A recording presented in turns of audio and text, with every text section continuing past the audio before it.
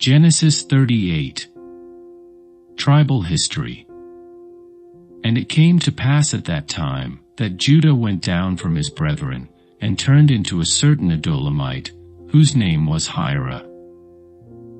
And Judah saw there a daughter of a certain Canaanite, whose name was Shuah, and he took her, and went in unto her. And she conceived, and bare a son, and he called his name Er. And she conceived again, and bare a son, and she called his name Onan. And she yet again conceived, and bare a son, and called his name Shelah, and he was at Chezib, when she bare him. And Judah took a wife for Er, his firstborn, whose name was Tamar. And Er, Judah's firstborn, was wicked in the sight of the Lord, and the Lord slew him.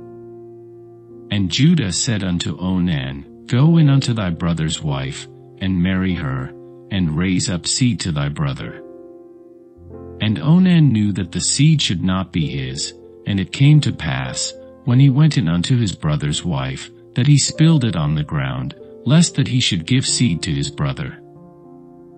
And the thing which he did displeased the Lord, wherefore he slew him also. Then said Judah to Tamar his daughter-in-law, Remain a widow at thy father's house, till Shelah my son be grown, for he said, Lest peradventure he die also, as his brethren did. And Tamar went and dwelt in her father's house. And in process of time the daughter of Shuah, Judah's wife, died, and Judah was comforted, and went up unto his sheepshearers to Timnath, he and his friend Hirah the Adullamite. And it was told Tamar, saying, Behold, thy father-in-law goeth up to Timnath to shear his sheep.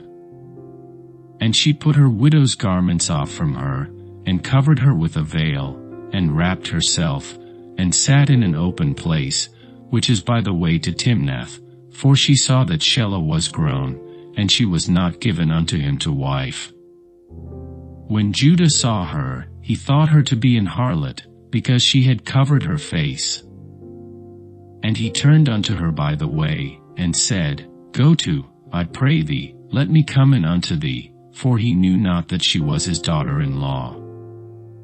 And she said, What wilt thou give me, that thou mayest come in unto me? And he said, I will send thee a kid from the flock.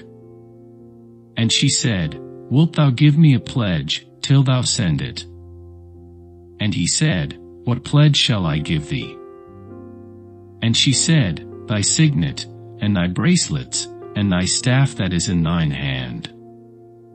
And he gave it her, and came in unto her, and she conceived by him.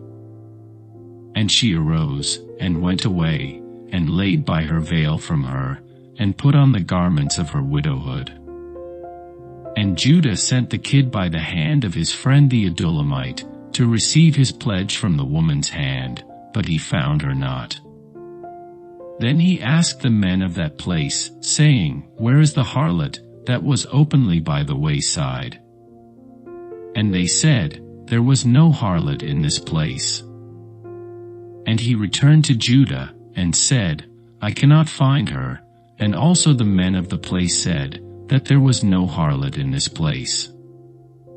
And Judah said, Let her take it to her, lest we be shamed. Behold, I sent this kid, and thou hast not found her.